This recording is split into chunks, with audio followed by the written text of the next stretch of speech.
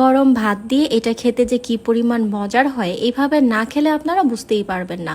এইভাবে একবার বানালে বারবার এটা খাওয়ার জন্য রিকোয়েস্ট আসবে।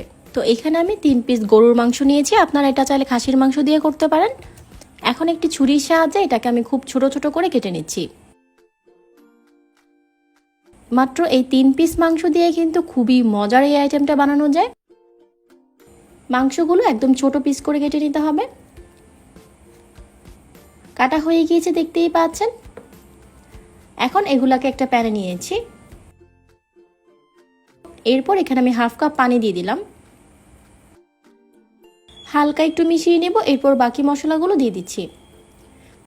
প্রথমে এখানে আমি হাফ চামচ করে দিয়ে দিচ্ছি হলুদ গুঁড়া, হাফ চা চামচ মরিচ গুঁড়া, হাফ চা চামচ দিয়ে দিচ্ছি ধনিয়ার গুঁড়া, হাফ চা চামচ জিরার গুঁড়া, খুবই সামান্য একটু গরম মশলা গুঁড়া দিয়ে দিচ্ছি।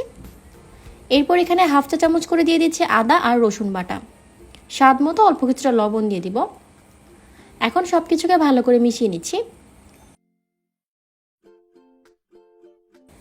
1 টেবিল চামচের মতো এখানে আমি তেল দিয়ে দিলাম। হালকা একটু নেড়েচেড়ে ঢাকনা দিয়ে ঢেকে এটাকে কিছুক্ষণ রান্না করে নিতে হবে। 4-5 মিনিট পর ঢাকনাটাকে খুলে দিব। এরপর এখানে আমি 1 কাপ দিয়ে দিচ্ছি ছোট কিউব করে কেটে রাখা আলু। আলু আর মাংসটাকে এখন পুরোপুরি সিদ্ধ করে নিতে হবে। যেই পানিটা দেওয়া হয়েছিল সেটাকে কিন্তু এভাবে নেড়েচেড়ে একদম শুকিয়ে নিতে হবে। দেখতেই পাচ্ছেন একদম ভাজা ভাজা হয়ে গিয়েছে। এখন এটাকে নামিয়ে একটা সাইডে রেখে দিব। প্যানে কিছুটা তেল নিয়ে এখানে আস্ত কিছু গরম মশলা দিয়ে দিচ্ছি। সেই সাথে এখানে দিয়ে দিলাম হাফ কাপের মতো পেঁয়াজ কুচি, 1 টেবিল চামচ দিয়ে দিলাম রসুন কুচি, কয়েকটা কাঁচামরিচ মাঝখান দিয়ে ফালি করে দিয়ে দিচ্ছি, হালকা একটু ভেজে নিই।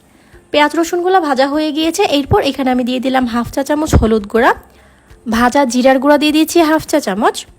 মশলাটা হালকা একটু নেড়েচেড়ে এরপর রান্না করে রাখা মাংস আর আলুটাকে এখানে দিয়ে দিচ্ছি। এই পর্যায়ে চুলার আঁচটা মিডিয়ামে রেখে নেড়েচেড়ে এটাকে একদম ভাজা ভাজা করে নিতে হবে।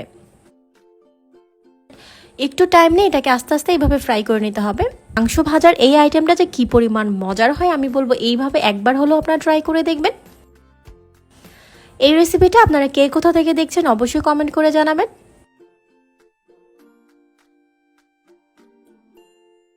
দেখতেই পাচ্ছেন এটা কিন্তু একদম ভাজা ভাজা হয়ে গিয়েছে। যখন ঠিক এরকম সুন্দর একটি কালার চলে আসবে তখন এটাকে আমি নামিয়ে নিব। গরম ভাত দিয়ে আমি এটাকে সার্ভ করে নিচ্ছি। মাংস ভাজার এই রেসিপিটা আপনাদের কাছে কেমন লেগেছে কমেন্ট করে আমাকে অবশ্যই জানাবেন। এমন সব মজার আর নতুন রেসিপি পেতে আমাদের ফেসবুক পেজটা ফলো করে রাখতে পারেন। আজ এ পর্যন্তই, সবাই অনেক বেশি ভালো থাকবেন। আল্লাহ হাফেজ।